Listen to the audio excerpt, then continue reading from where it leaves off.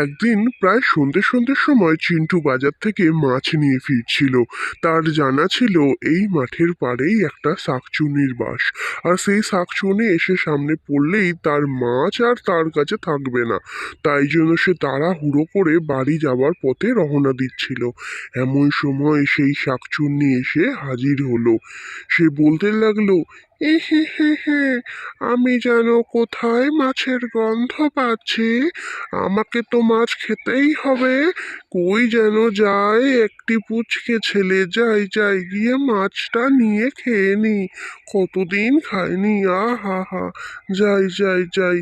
এমন সময় সে যখন যেতে লাগলো মাছটা নিয়ে, আর শাকচুনি এসে তার সামনে এসে হাজির হলো।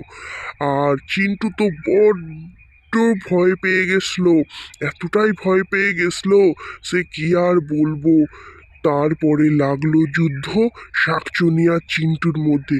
কিন্তু সে বেচারা তো মানুষ, আর শাকচুনি তো যা ইচ্ছা তাই করতে পারে।